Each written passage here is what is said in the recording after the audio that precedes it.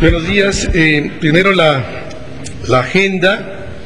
A las 9:25 el presidente saldrá rumbo a Quipur, en Yécora, Sonora, donde encabezará la ceremonia del Día Internacional de los Pueblos Indígenas. En el marco de este evento, el presidente de la República pondrá en marcha el programa de atención a las lenguas indígenas en riesgo de desaparición.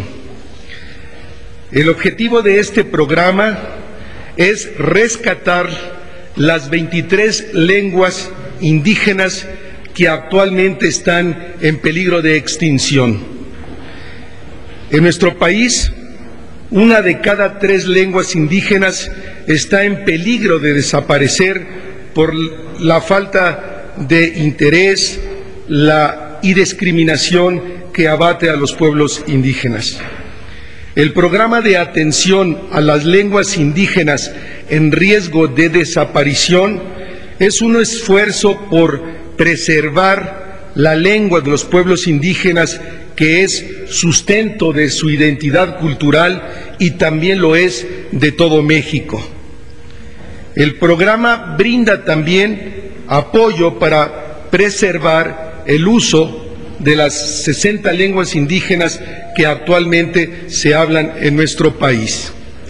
Después de este evento, el presidente visitará a la familia de la señora Guadalupe Galvis Carrillo, ahí en la población de Yécora.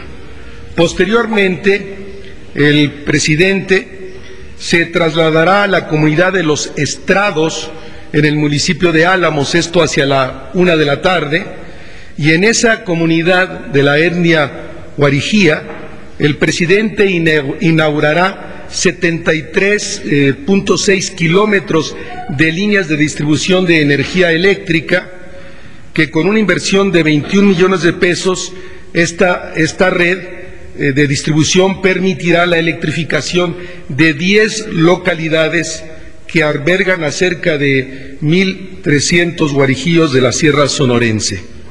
El presidente estará presente en la instalación de la energía eléctrica en la casa de la familia Buitimea Corpus, una familia de origen guarijío, que él va a hacer la conexión en esa casa.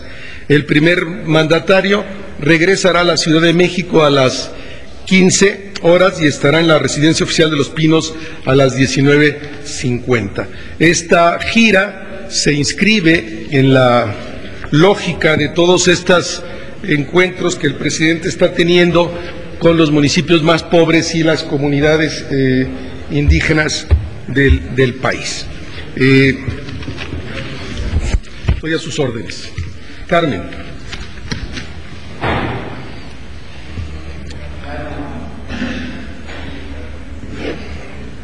Buenos días, doctor.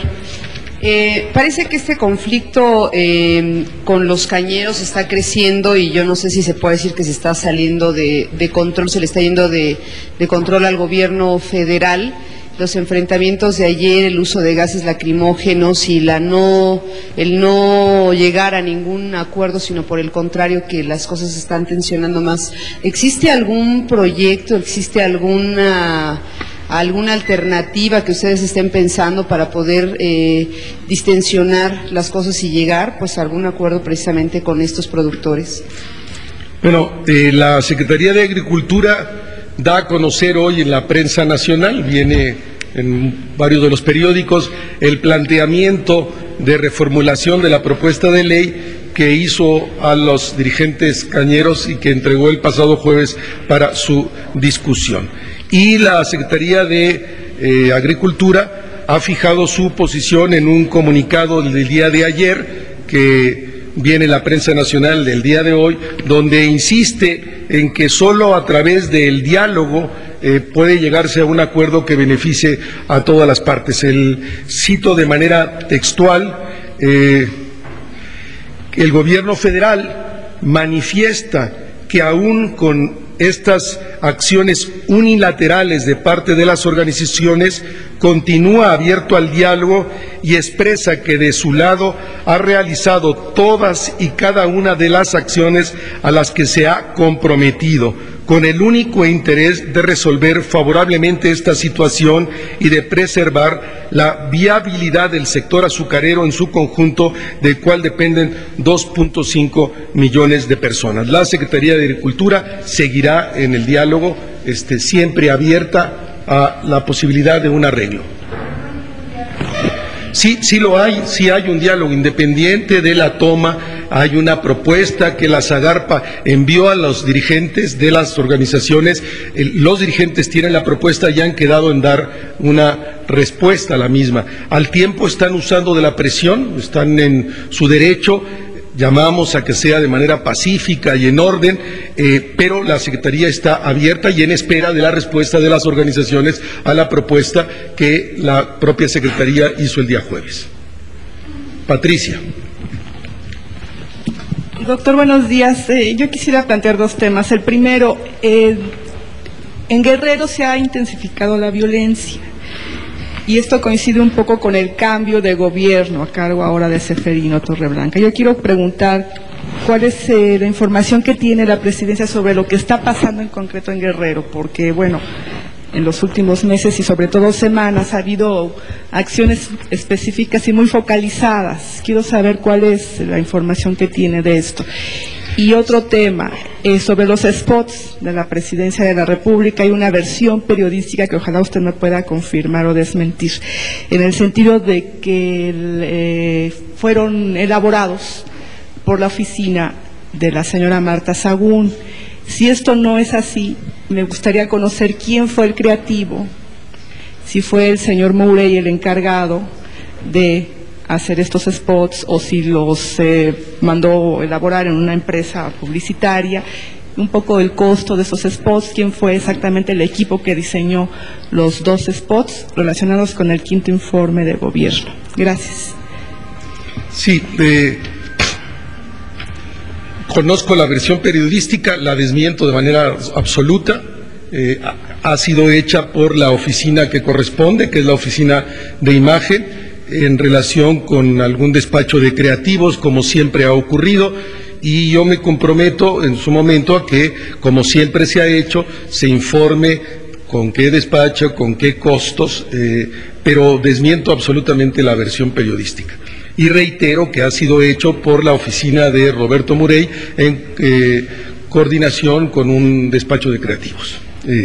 Segundo, en el particular caso de la explosión de unas granadas en una oficina de policía preventiva en el caso de Acapulco, la PGR está haciendo la investigación previa, corresponde porque de manera automática, porque se han utilizado armas de uso exclusivo del Ejército. Y un tercer elemento, en relación a tu pregunta, quisiera plantear que en el combate en contra del crimen organizado nadie puede claudicar ni rendirse. Los tres órdenes de gobierno y la sociedad estamos liderando una lucha frontal contra el crimen organizado. Es un combate por el futuro y el bienestar de nuestros hijos. La sociedad exige la acción coordinada de los tres órdenes de gobierno y está esperando resultados y firmeza en la acción de todas sus autoridades y representantes. Esto es precisamente el espíritu del federalismo y de la democracia, que los tres órdenes de gobierno asumamos en el ámbito de nuestras competencias y atribuciones la obligación de velar por la seguridad de la ciudadanía y trabajar de manera conjunta corresponsablemente. En todas las entidades federales que se solicite y lo requiera, el Gobierno de la República trabajará estrechamente para llevar a cabo acciones de seguridad en contra del crimen organizado. Acciones que necesariamente tienen que ser conjuntas, porque Así solo se podrá vencer al crimen organizado en una lucha de corto, mediano y largo plazo. El presidente de la República reitera su compromiso con la ciudadanía para que, en el marco de un auténtico federalismo, combatamos la inseguridad y el delito en aras de que las y los mexicanos podamos vivir tranquilos y en paz. Sara. Sí, Rubén, buenos días. En este mismo asunto, parece que esto de México Seguro, lejos de pues detener la ola de violencia, ha aumentado. Esto, bueno, pues sigue la violencia entre los delincuentes. Quisiera saber tu opinión al respecto, pero también parece que el consulado de Estados Unidos, que fue ya reabierto, ahora ponen condiciones y dicen que si sigue la violencia se va a volver a cerrar. Entonces yo quisiera saber bajo qué términos se abrió el lunes pasado, en qué acuerdo quedaron, en tiempos, en fechas con el gobierno mexicano. Gracias. Sí. Cuando la embajada fijó su posición de que estaban dadas las condiciones que permitían abrir el consulado y que desde su punto de vista existían todas las condiciones para que el consulado funcionara de manera normal. Eso es lo que se ha hablado con los norteamericanos. No existe ninguna fecha para que se haga la evaluación correspondiente, sino reitero el señalamiento del embajador de los Estados Unidos en México de que estaban dadas las condiciones para abrir la embajada. Nosotros estamos absolutamente de acuerdo en esa posición también, que están dadas las condiciones y que el consulado actúa de manera ya normal. Y a tu primera pregunta, hemos señalado en anteriores ocasiones, lo ha señalado el señor procurador, lo ha señalado el secretario de la Seguridad Pública.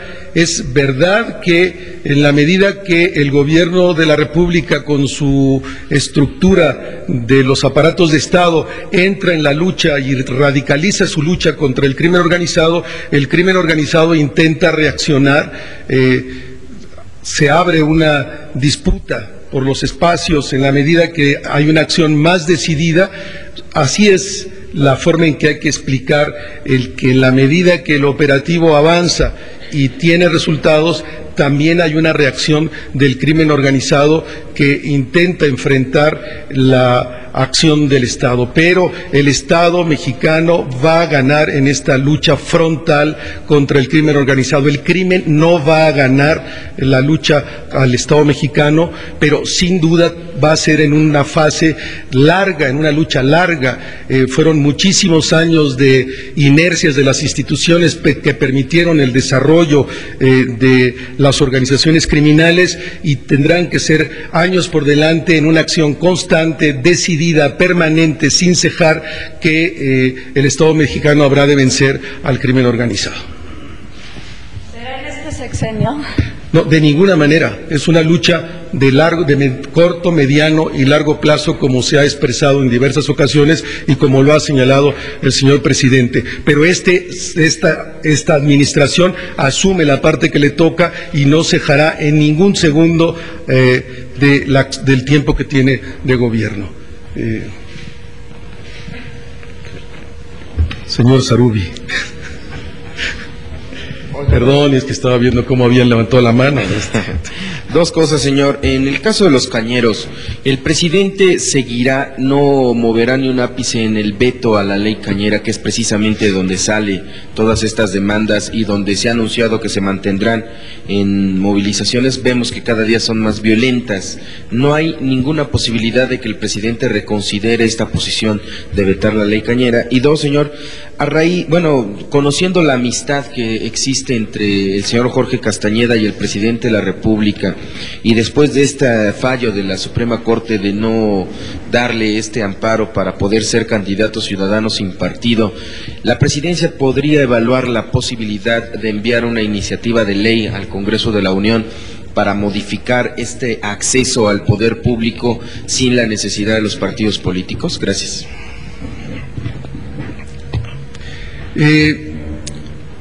La Corte ayer tomó una decisión que el Gobierno de la República asume en respeto absoluto a la decisión de los poderes, de la autonomía de los poderes.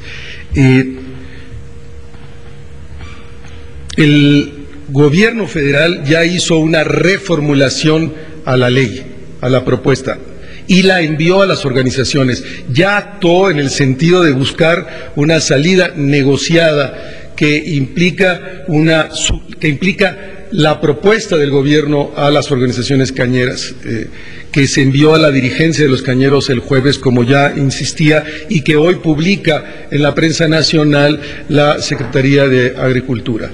En ese sentido, ahora estamos esperando a su vez la contrapropuesta de las organizaciones. La solución de los problemas de este país, cualquiera que sea, en el marco de la democracia, solo puede hacerse por la vía de las estructuras institucionales. No es con la presión, no es con el chantaje, no es con la violencia que se pueden resolver los problemas de este país. En democracia los problemas se resuelven con diálogo. Invitamos a las organizaciones en la defensa de sus propios intereses y en la defensa de los intereses del país a el diálogo, a la manifestación en el ámbito de las leyes. Jorge Armando. Buenos días, doctor. Quisiera saber cuándo el presidente Vicente Fox va a presentar su programa de pensiones para adultos mayores y en qué medida se va a parecer al que se aplica en la Ciudad de México. Ha dicho el presidente que sería autofinanciable. No sé si tuviera más datos. No tengo la información, Jorge Armando, te la comprometo para el día de mañana, por favor. Juan. Gracias, buenos días, doctor. La cuestión es la siguiente. El secretario de Gobernación hizo el planteamiento, la convocatoria a los partidos políticos a un pacto político para terminar el sexenio, pero no fue suficiente. Le piden a la Presidencia de la República, al presidente Vicente Fox, que ratifique este llamado. ¿Podría hacer ese planteamiento? El planteamiento nuestro es muy claro, es la Secretaría de Gobernación, a través de su titular, está en una relación con los partidos, está en la búsqueda de este acuerdo que el propio secretario anunció, y es el secretario que tiene a su cargo el poder llegar a un acuerdo. En su momento habremos de hacer lo que corresponda de la discusión y el acuerdo que llegue la Secretaría de Gobernación con las fuerzas políticas del país. Carlos. Sí, Rubén, retomando nuevamente el tema cañero, los líderes cañeros dicen que ustedes tienen un doble mensaje, mientras dicen que hay diálogo y que hay apertura y que hay mesas, ellos dicen que no, y ustedes también han ejercido, según ellos, la violencia en contra de ellos. Ellos proponen que si hay voluntad, como lo ha expresado Usabia, que si se podría publicar la ley, porque él lo ha expresado. ¿Hay ese doble diálogo? ¿Quién está mintiendo o qué está pasando ahí? Porque cada día pues las cosas están subiendo de clima más violento. Ojalá que hubiera un doble diálogo, triple diálogo, todos los diálogos que puedan darse y tener lugar. Insistimos, el gobierno hizo una contrapropuesta, está en manos de las organizaciones y solo mediante el diálogo podemos resolver el problema. Necesitamos pensar, como lo propone la propuesta que hace la Secretaría de Agricultura, que hoy viene en los periódicos y que, insisto, fue entregada el jueves, en el conjunto de la cadena productiva. Necesitamos pensar en el interés del país, en el interés de la industria, para hacerla viable, sustentable, competitiva. Sí, Rubén, una de las banderas del gobierno, de este gobierno, ha sido en contra del corporativismo. Yo quiero preguntarle si la Presidencia de la República considera que con la muerte de Rodríguez Alcaine debe quedar atrás esta época de corporativismo, si es deseable que se abra una nueva etapa en la que la libertad sindical sea la base y se deje atrás esta práctica corporativista. Es evidente que la Presidencia de la República, que este gobierno está en contra de cualquier forma de corporativismo y cualquier forma de autoritarismo. Invitamos a todas las organizaciones sindicales del país a que actúen en el marco de la democracia, en el marco de la libertad de acción de sus propios agremiados. Es lo que podría decir. Eric. Gracias, buenos días. El viernes pasado se anunció en la Secretaría de Gobernación que el sábado daría inicio una segunda fase del operativo México Seguro, especialmente en Tamaulipas. La pregunta es si esta fase ya se inició y en qué consiste.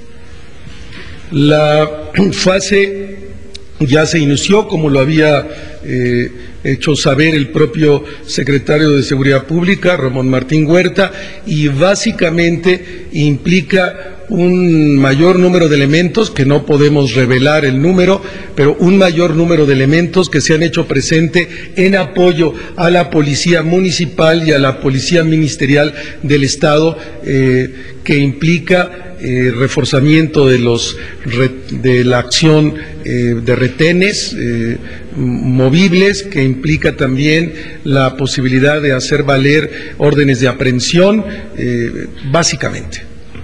Mil gracias, nos vemos mañana, muy amables, hasta luego.